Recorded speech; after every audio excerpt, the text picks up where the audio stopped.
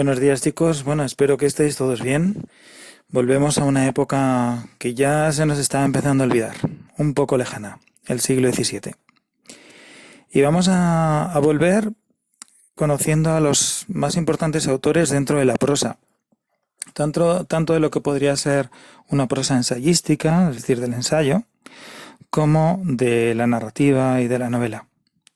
Hemos visto un género espectacular en estos momentos, que es el teatro, es el género que arrasa entre la gente, un género que tiene muchísimo éxito para todos los públicos, tanto la gente culta como la gente más popular, pero no olvidemos que la inmensa mayoría de la población en España y en Europa, de aquella época, por supuesto, era analfabeta, no sabían leer.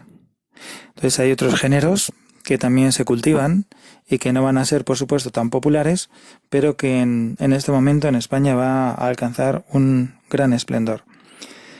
Sobre todo junto al teatro quizá habría que destacar la poesía, pero también va a ser muy importante, como os decía, la prosa. Para comprender bien lo que significa, quiero que nos retrotraigamos otra vez a aquella época, una época en la que el imperio está en decadencia, comienzan las derrotas militares y también las bancarrotas. Se pasa hambre, es un imperio, la potencia más poderosa del mundo, pero se pasa hambre. Entonces, esto de alguna manera va a estar reflejado en la literatura, como vamos a ver, sobre todo a través de la figura del pícaro.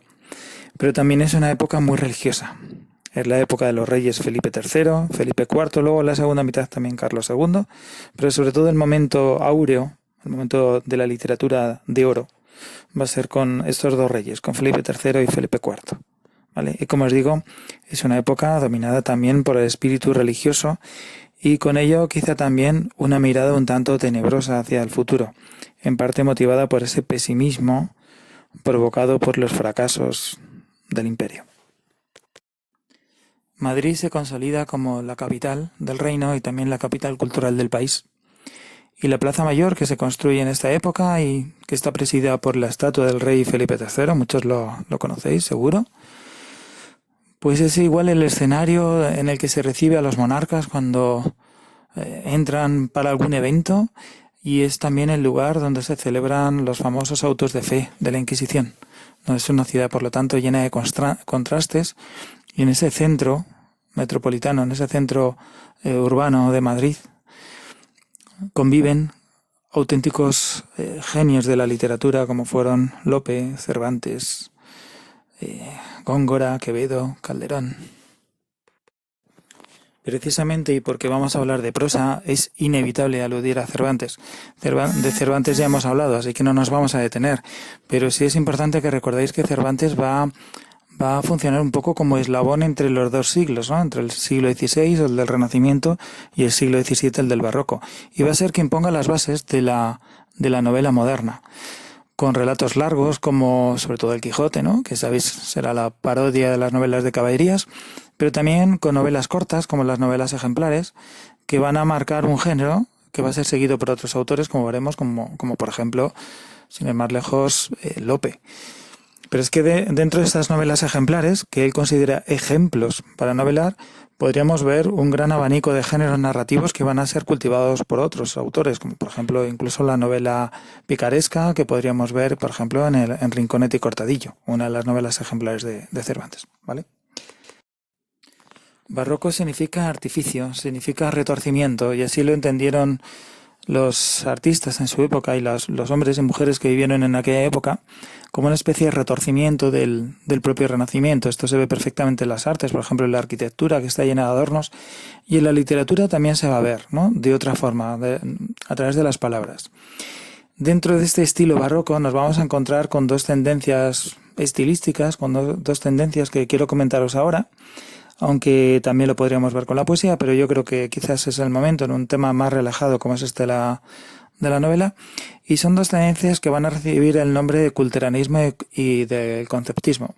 No todos los autores van a poder ascribirse a uno de los dos, ¿no? Por ejemplo, Lope de Vega podríamos considerar, y otros autores, por supuesto, que estarán a medio camino entre ambos, pero es cierto que Góngora, por ejemplo, será el gran paladín del culteranismo, y será seguido por autores de de enorme interés, ¿no? Y de gran categoría, como será Calderón, al que habéis leído en La vida de sueño. Ese es el estilo barroco, un estilo muy basado en lo estético, en lo sonoro, en la brillantez de la palabra, en la, digamos, siempre se ha dicho lo exterior de la belleza formal.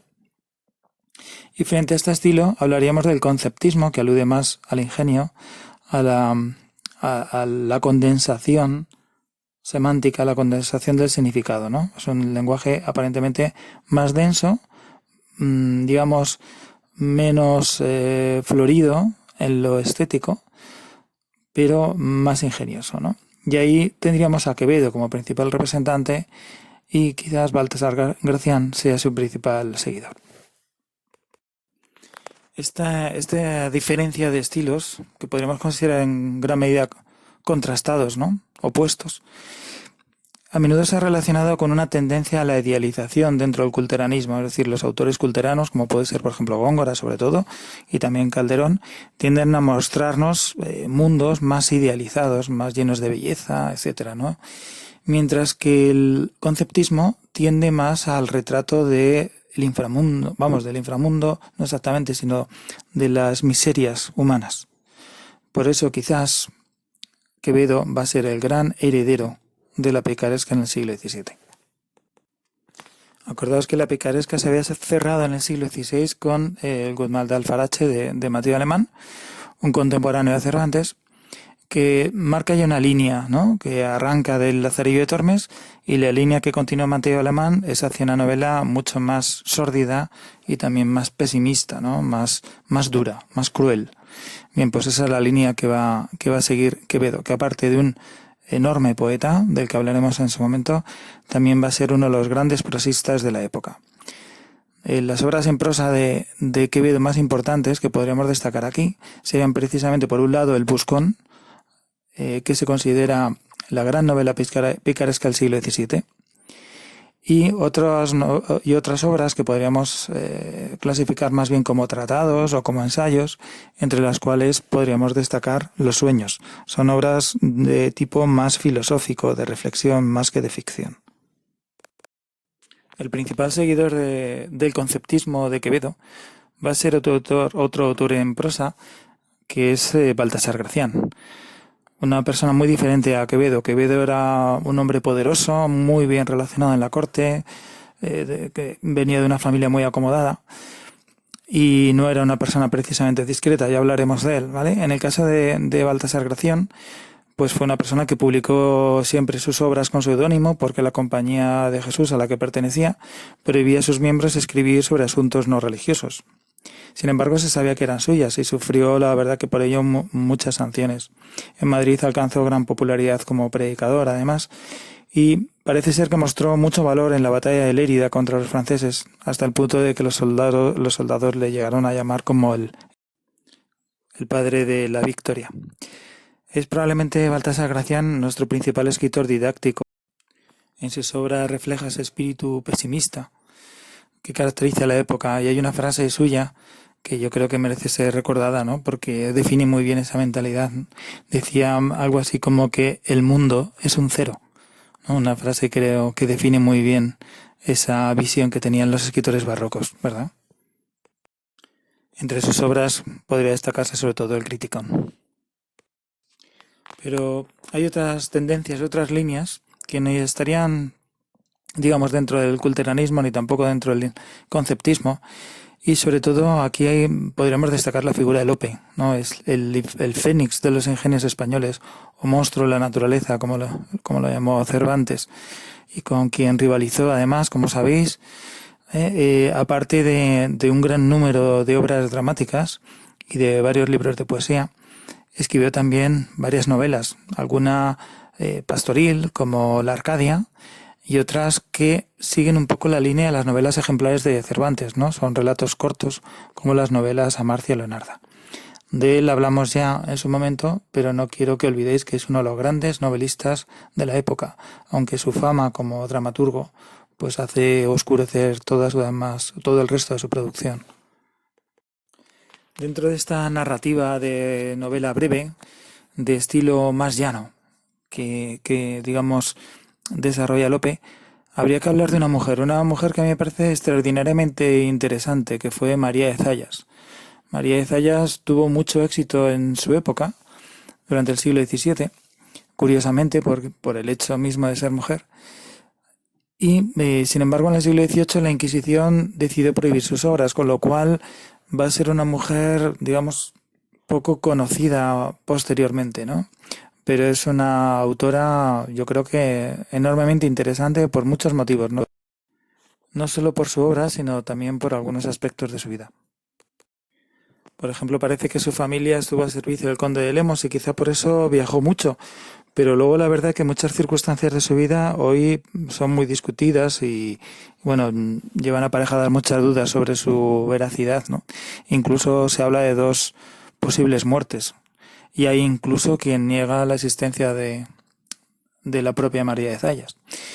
En todo caso, su novela tiene mucho que ver con Cervantes, especialmente, como os decía antes, con las novelas ejemplares, y también muchas veces se le ha relacionado con Boccaccio.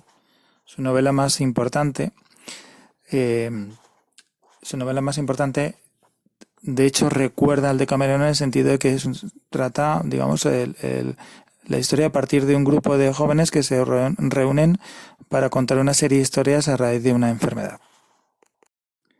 De hecho, esta obra, titulada Novelas amorosas y ejemplares, ha sido a veces calificada como el Decamerón español. Por otro lado, es interesante observar que María de Zayas se considera hoy una precursora, curiosamente, del feminismo, ¿no? Porque en su época, estamos hablando del siglo XVII, en muchas de sus obras critica a los hombres y defiende la dignidad de la mujer. Bueno, chicos, pues aquí lo vamos a dejar. Al final ha salido un poquito más largo de lo que yo pensaba, pero os voy a poner un pequeño ejercicio de seguimiento, ¿vale? Y es que hoy mismo, junto a la publicación de esta tarea en el Classroom, me pongáis simplemente una cosa. ¿Con qué otro título se conocen las novelas amorosas, ejemplares y amorosas de María de Zayas, ¿vale? ¿Con qué título de un autor italiano? Me lo ponéis simplemente y así compruebo si estáis siguiendo el vídeo. Bueno, pues hasta la próxima y que vaya todo bien, chicos. Chao.